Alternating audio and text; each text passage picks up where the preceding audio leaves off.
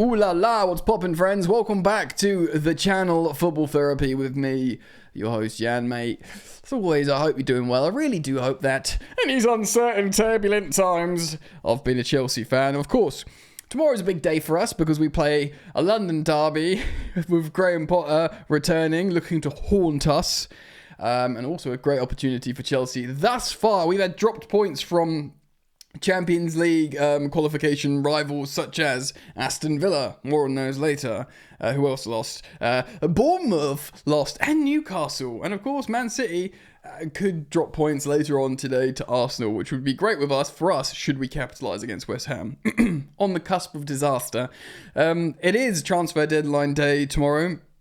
Fabrizio Romano is saying it's going to be crazy for Chelsea. What the ruddy heck does that mean? And should we go crazy? I know we've all been calling for certain reinforcements, but are we at the point now where crazy is silly? We're going to get into all of it today, guys. So strap yourselves in, get prepared for the home run in the transfer window and into the West Ham game. If they give a liking and subscribing, you're welcome to subscribe. Everyone's welcome around here, mate.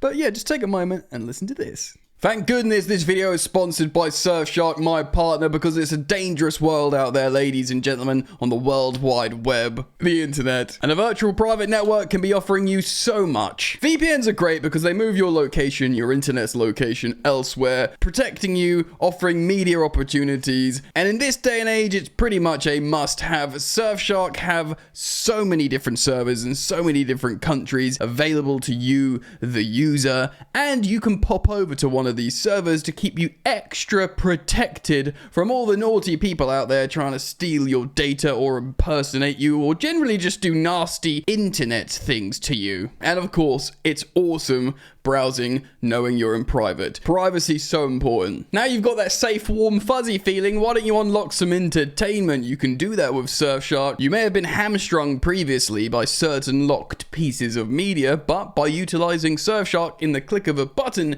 you can move over to target desired locations, which then unlock previously locked media. And of course, an excellent example of doing this in a more widespread way is streaming platforms. Places where you can watch loads of different TV shows and movies. Using Surfshark, you can unlock entire nations' catalogs.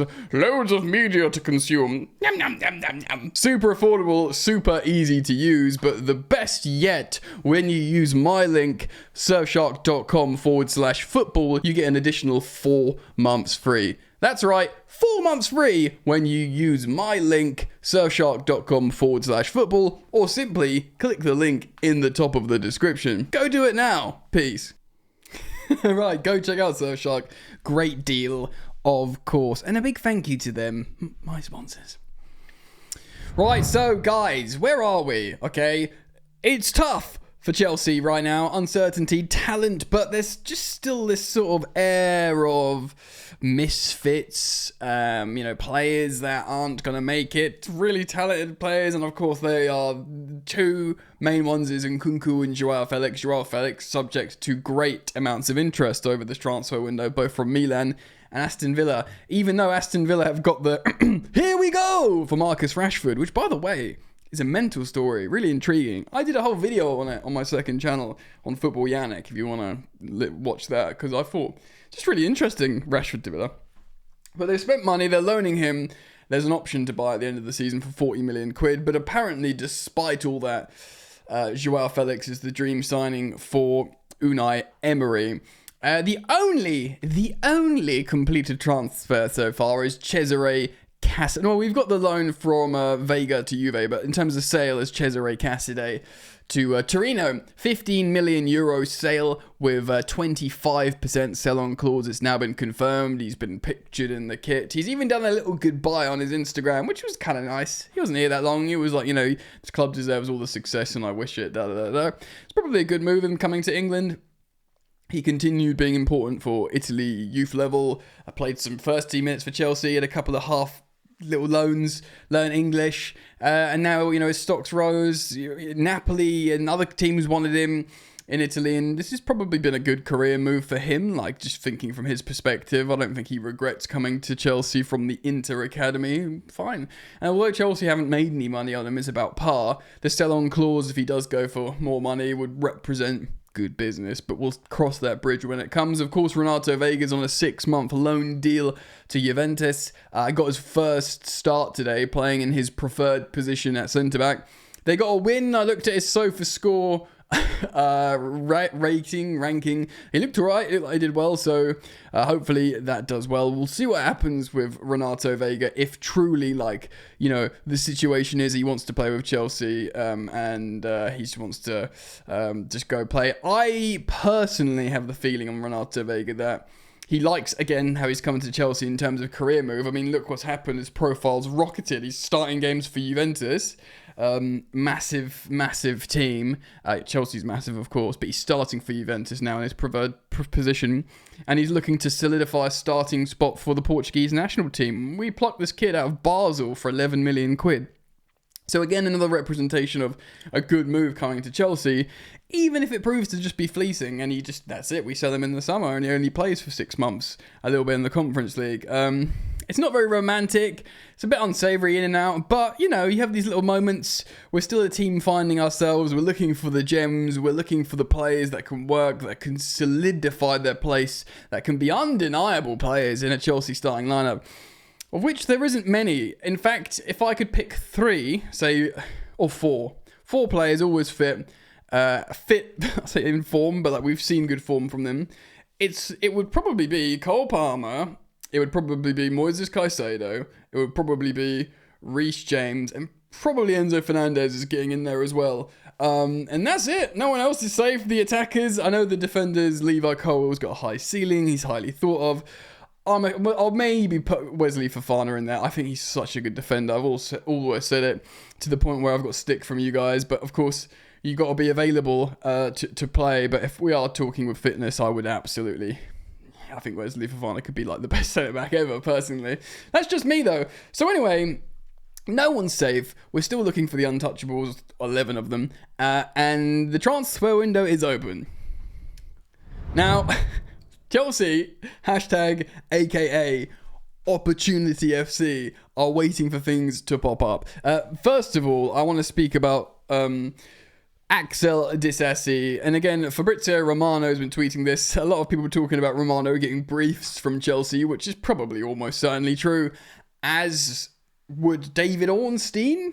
But these guys are the 2 leading authorities on transfers. You know, you could talk about like whatever you want Chelsea briefing, but ultimately you get your news from somewhere and you got to get them from what you deem to be the best sources. So Fabrizio Romano says this: Tottenham are now pushing to agree on Axel Disasi deal with Chelsea as negotiations are ongoing today. So Aston Villa, of course, agreed terms with Disasi, personal terms for him to transfer to Villa. He agreed that. We've already reacted to him agreeing to that transfer, but not with Chelsea so far, Tottenham that is. Now, in any other multiverse, Chelsea or Chelsea fans, and Chelsea indeed as a club, might be like, you got to sell to Villa, yeah? Because Tottenham are generally viewed as a European qualification spot rival, but the script has been flipped, my friends, and Aston Villa is the one that could take a Champions League top 5 spot of Chelsea. I mean, they're not like the most favourites. Of course, you'd say maybe Newcastle, maybe obviously Man City, maybe Bournemouth above them, but they're in the mix and there's plenty of games left. And they're seen as a threat. They're a good team with a good manager. And of course, they've got Marcus Rashford now, looking to make more moves. And if Chelsea are thinking, they've got Rashford and we're going to give them a starting defender as well, is that going to be enough to push them into 5th? And we were going to finish 5th prior, and now we've been knocked down to 6th and we're not in the Champions League anymore, which would be massively disastrous financially in terms of how much money you'd lose. So Chelsea are starting to think like that, right? Disasi to Tottenham, I quite like Disasi as a character. I don't actually think he's the worst defender in the world. He just doesn't suit us at all. I see on Romano's tweet, Matisse, my boy, saying I want to see Disasi in that high line so bad, which is pretty funny and true as well. Yeah, I mean, no Chelsea fan's going to think, oh, we're losing a superb talent to Tottenham. Although selling to Tottenham's never really great, personally. I can get it. If you've got to think pragmatically right now, Villa are good. Aston Villa, I guess Disasi could still go to Villa if the money's right and Tottenham don't do it. We'll see what happened. Tottenham were winning the last time I checked before I started recording. But Disasi could go to Tottenham, mate. All right, an interesting one. Evan Ferguson to West Ham. Here we go. That's ain't Chelsea news, Jan. No, but it kind of is, because we were looking at the 6-month loan with the £40 million option. I know Chelsea fans recoiled at it, but I must say, I didn't hate it. And I'll tell you for why, guys, because we just don't have centre forwards. And to a degree, I include Nico Jackson in that. As a big Nico Jackson fan, I've seen what he does, how he presses, intelligent, gets himself in goal-scoring positions. Of course, underperforms his expected goals, but that's still a good sign to give yourself those opportunities. I think there's scope for improvement. I think he's largely been very good for us, and I'm very pleased to have him. I always say, I feel like it's important to hammer that home. Just because a guy's out of form and he's not scoring doesn't mean you should kick him out of the club. It means he's a 23-year-old kid who's got all this pressure of Chelsea on his shoulders to be Drogba, when really he's actually trained to be a winger. It's unfair and it's silly. So I'm not saying Evan Ferguson's the answer, but unlike Nkunku, he's a striker, and this could have, for me, been relatively low risk. 6-month loan for a centre forward, again, just to play in the frigging Conference League, or whatever. Do you know what I mean? Anyway, whatever. At the end of the day, it's the muggy little seagulls, and I can, do without not doing business. I can do without doing. Hold on, my brain, help me. Don't want to do business with the muggy little seagulls. That's what I'm trying to say. We're playing them twice recently, by the way. They just got slapped up 7-0 by Forest. So they'll be looking to bounce back against Charity FC. All right. So before we speak about this crazy enter the window, I'm just going to read on Birmingham Live from John Townley about a major Joao Felix to Aston Villa transfer update. This is interesting. Aston Villa are unwilling to meet Chelsea's £60 million valuation of Joao Felix. Why are we doing this with Nkunku and Felix? Players that clearly we don't fancy for one reason or not that they're bad players, but they're they're not working in our starting lineup. Let's demand a massive profit on both of them. Doesn't work like that. Firstly, in terms of Nkunku, he was injured the first season and he's our Conference League striker out of position. How has he increased value? You could, even with contract length, it's just a nonsense if you ask me. And Joao Felix, he's not played either. He's not started for Portugal at the moment. Why can't we just get our money back on these players? Because that will still be, if you get your money back, that's still a book profit as well. I don't understand this. So the Portuguese is known to be a long-term target for the manager Unai Emery, who tried to sign him multiple occasions previously. That's kind of interesting. Villa were close of signing him last summer. Of course, he ended up going to Chelsea instead of Aston Villa. 60 million quids. We paid 45 million for him. Was it 45 million euro or pounds? Either way, a lot less, a significant less amount than that. I've sort of nailed my colours firmly to the mast. I like Joao Felix. I'd keep him over Nkunku if we had to lose one, despite me being very firm on my position, saying that we've got 2 goal scorers at Chelsea, 2 finishers. One's Cole Palmer and one is Nkunku. And we're looking to get rid of one of them. And this is kind of why I just want a centre forward, just an actual striker, even if it's a 6-month loan and stuff like that. We'll talk about that a bit more in just a moment. But I'd rather keep Joao Felix because I think he could work in the Prem. Clearly, Unai Emery does think so as well. He isn't on as big wages as the likes of Nkunku, certainly nowhere near the likes of Raheem Sterling. And I think it could work. Maybe Chelsea have cranked up the price to Aston Villa in particular because of essentially the aforementioned view of these men are top 4, top 5 rivals, and if they're going to take a guy that's going to make them a lot better, they got to effing pay for it, mate. Do you know what I mean? So maybe there's a touch of that. Because of course we spoke about there was a reality when both Nkunku and Joao Felix could have left this window. Now it looks highly unlikely that either will leave tomorrow. You'd have to say if it was one, it would be Felix to Aston Villa. I don't think Milan are going for him anymore. Worth mentioning as well that... my brain, hold on. Yes, Matty's Tell. He was the way I saw Nkunku going in January. If we could get a deal over the line for Tell. Obviously, he rejected Tottenham. We all got terribly excited because he hates Tottenham. But it looks like he might stay at Bayern. It looks like he's considering a 6-month loan at United. I think he doesn't necessarily trust Chelsea in terms of starting all these games. We're not giving him guarantees, which I kind of get from Chelsea's perspective. Maybe Man United are going, yeah, you could play every game, mate. I mean, Man United are currently playing with Xerxes and Højlund on the bench. Maybe that's it. Look, mate, you can play. So we'll see what happens there. If that deal was close, I did wonder Nkunku might have been the likely one over the line, but maybe not either. Before we speak about this crazy end, or should we even have a crazy end to the window, I do want to take a moment actually while I think of it and just shout out Chelsea women. I speak about them rarely, fleetingly now and again, or definitely not as much as I should. They're of course top of the WSL,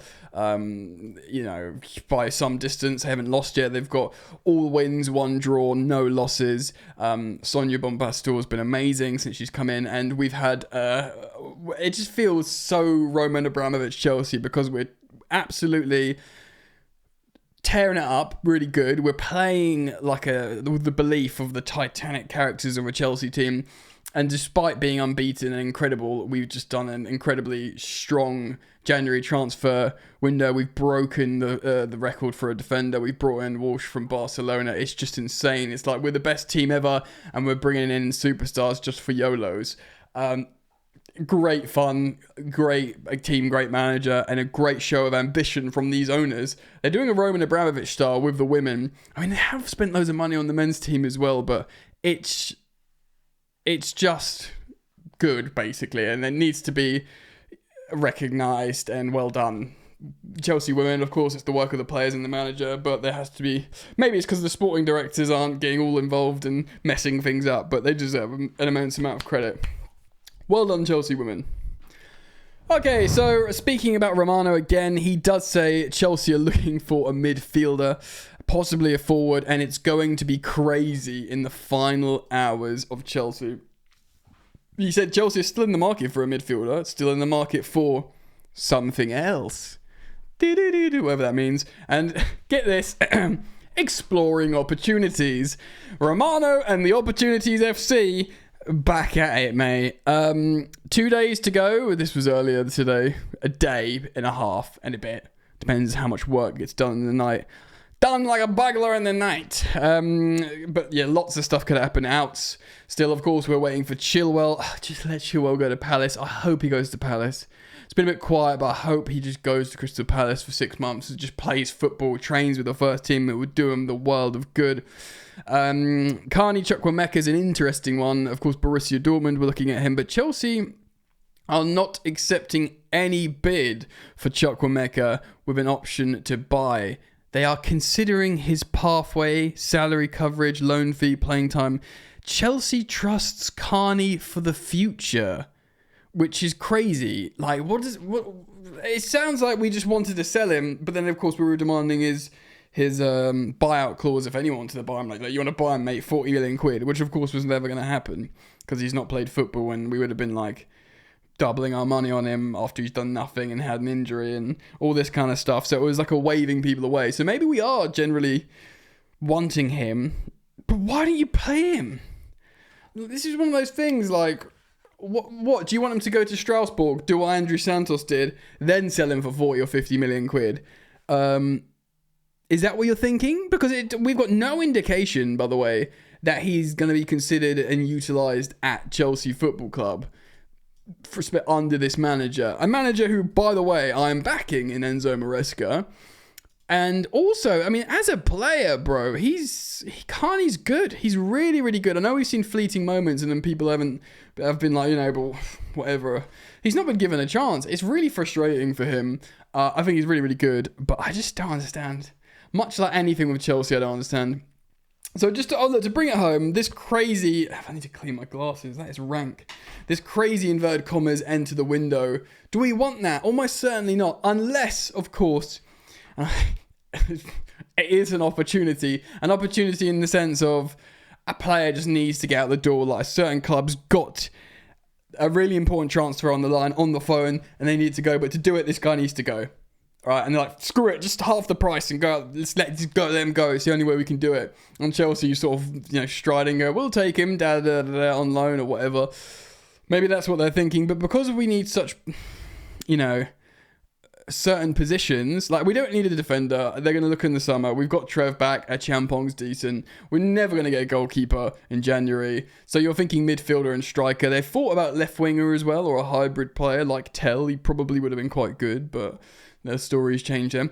But what midfielder are we going to get in the next 40 hours, 30 hours, or whatever it is? What, really helpful midfielder is just going to manifest in the next hours that helps Chelsea? I don't know. Tomorrow, guys, I'll be covering deadline day really, really closely, so keep it locked to Football Therapy. Of course, in the evening, I'll do a match review as well. It's going to be a wild time, so thank you for liking, thank you for subscribing. Do go check out Surfshark, my partner. Click the link in the bottom of the description, or go back to the ad and scan the QR code. Because why not get yourself a VPN? It's important. All right. Peace.